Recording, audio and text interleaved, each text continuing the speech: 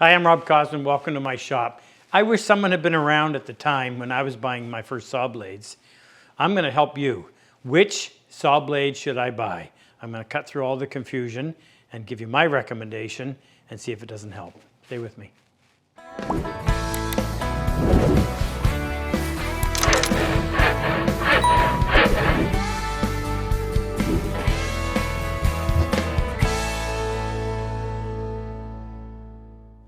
I'll start up front by telling you I'm not sponsored by anybody. I don't get paid to promote any of these blades, any of these brands. However, there is one that I would gladly promote because I think it's so good, and I wish I had known about it a long time ago. So between my shop and the shop behind me, I went in and I found 10 different brands of saws, just brands, and I'm sure there's more.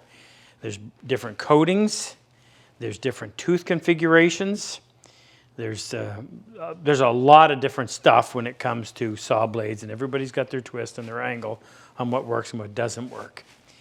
It can leave you really wondering, scratching your head. And the last thing I want to be doing is having to change the blade on my table saw every time I make a different cut.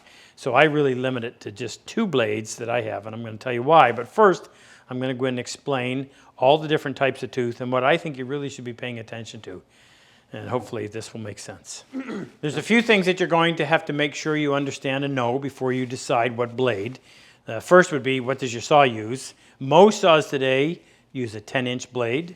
There are some of the bigger ones that use a 12, and there's some of the smaller ones that use an 8, but by far 10-inch is the most popular. Then you've got to decide, what are you cutting? Are you dealing mostly with hardwoods, softwoods, plywoods, particle board? The last ones are really going to make a difference. Or if there's going to be a combination of all that, then you have to take that into consideration as well. So get that part figured out, and then what we discuss is going to make a lot more sense for you. So there's 2 primary types of blades. There's some variations on that, but let me just show you this. There's what's called a rip tooth.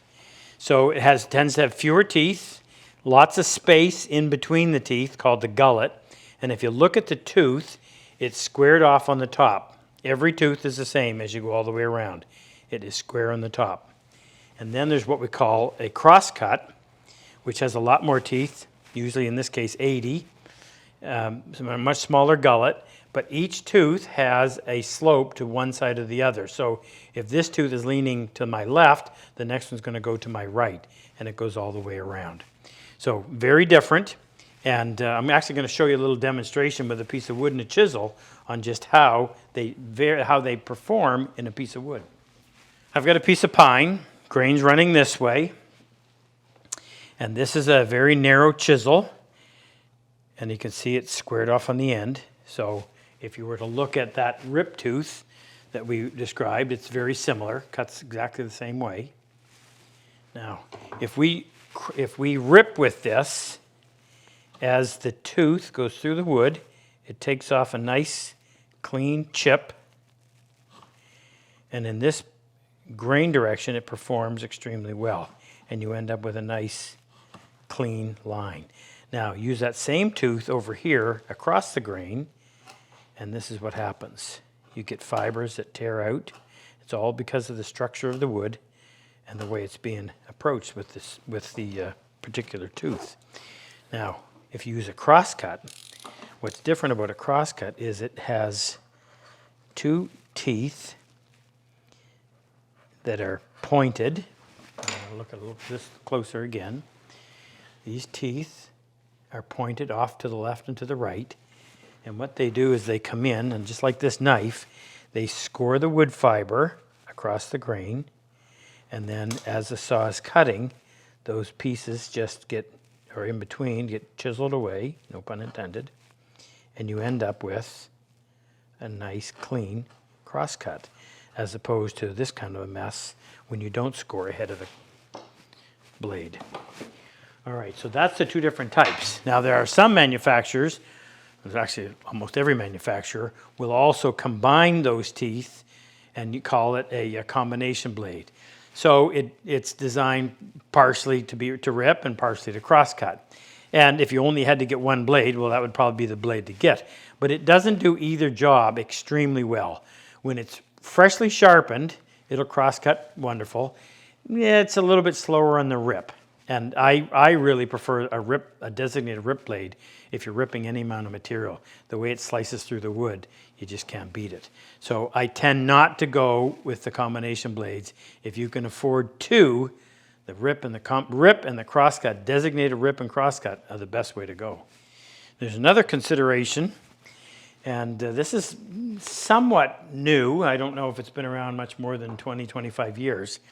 Depending on the power of your saw, you may want to consider a thin kerf saw blade. Now what I mean is this. I'm going to show you the two. This is the regular blade, which cuts an 1/8 inch kerf, and this is the thin kerf rip, which is 3/32 of an inch. So you can see there's quite a difference in the size of the tooth. So what that means is that you're moving less wood. So number one, you're going to waste less. And if you think about making a half a dozen rips on a board in narrow pieces, 1/8 of an inch each time, you're losing quite a bit of material. You're going to obviously use less or waste less with the thin kerf. But the other thing is the amount of power required. It takes more power to run an 1/8 inch blade through than it does a 3/32. And they're lighter to handle. I like them. I've never had a problem with run out, meaning when the blade spins, you want it to stay true. You don't want it wobbling side to side. And my concern was going with the thinner blades, that may have a tendency to do it. And to be quite honest, I've never had that issue. So it was imagined, it wasn't real. So decide between the thin kerf and the regular kerf, and I'm going to push you towards the thin kerf. I really like them. I like the fact that they use less wood and they don't require as much horsepower to get through a board. Hey, if you like this video, we have more. Our monthly newsletter has subscriber-only content, discounts monthly on tools, and anything we bring out that's new, subscribers get first crack at it. Click on the link below. Let's get back to work. Now you may be asking, why do I have so many blades? Well, I had an opportunity to buy a whole bunch of blades one time that were used, and they each had 1 or 2 broken teeth. Well, that's not a big deal to have somebody restore the tooth. In fact, it costs a very small amount of money. These can be sharpened multiple times. Some will last longer than others because there's a little more carbide, but these definitely are not designed to throw away after they get dull. You take them out and you get them resharpened and you're back in business. So I ended up with a whole lot of blades that still had lots of life in them just for the cost of a little bit of TLC from a saw shop. My recommendation, I really like the Freud blades with the red coating. Now the coating is on there to reduce the friction. You reduce the friction, you reduce heat. You reduce heat, you reduce warping or distortion of the blade. That's important. I like the rip tooth. It's a 24 tooth? 24 tooth rip. So there's lots of room in between teeth, which means it's going to cut faster because that's gullet is where the shavings end up going as the tooth is cutting. So the bigger it is, the faster it's going to go. Now they also make one, and I'm just noting this in case you happen to own a saw stop. They make ones that have a shoulder that comes directly behind, and it limits the depth of the cut. It was designed as a safety feature, but on a saw stop, it may possibly inhibit the performance of the brake if it is needed because it limits the penetration. And if you don't know anything about a saw stop, there's an aluminum block in there that anytime it indicates, or anytime it recognizes anything that touches the blade, whether it's human flesh, piece of steel, or wet wood, it stops the blade almost instantly by driving an aluminum block that's under a powerful spring into the blade, and you want it to bite into that aluminum. And this could possibly prevent the stop time on that. So for that reason, I would stay away from those that have those shoulders in the back. So there's my first recommendation on a rip blade. Love this blade. This has been used and sharpened several times. Just think it's a workhorse in the shop. If you're wondering what these little cuts are for, well, as the blade heats up with use, it's going to expand, and you have to have these expansion slots in there. They also help to quiet it down, apparently, so it doesn't scream at you when you're using it. So there's my first purchase. And I say my first purchase because I'll often actually use this to crosscut with, and a lot of people think you can't do that. Well, if it's nice and sharp, it'll actually do well. But it's worth buying a designated crosscut blade. Same slim blade, thin kerf, the same brand, Freud. This is an 80 tooth, and not designed for ripping, designed for cross-cutting, but it'll give you a beautiful cut and an accurate cut, especially when it's sharp. I don't expect any blade to give me a surface that's ready to be glued or finished. So when they talk about a glue line rip, I don't pay any attention to that. I always expect to use my jointer to clean it up, or at least my hand plane to come in there and get rid of the saw marks. But I do like it when it doesn't have a lot of run out and when it cuts nice and clean.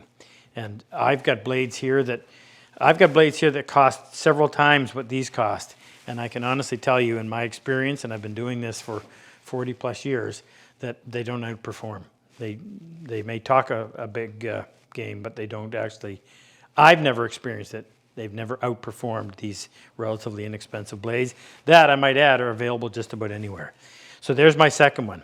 So this is a thin kerf crosscut, a thin kerf rip. If you had these two blades, I think you'd be happy and you'd never have to go out and get anything different.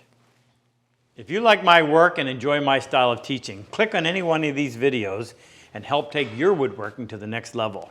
I've always said, better tools make the job so much easier. If you click on the link below, the chisel and plane icon, it'll take you to our site and introduce you to all the tools that we actually manufacture right here in our shop. It'll also give you information on our online and in-person workshops.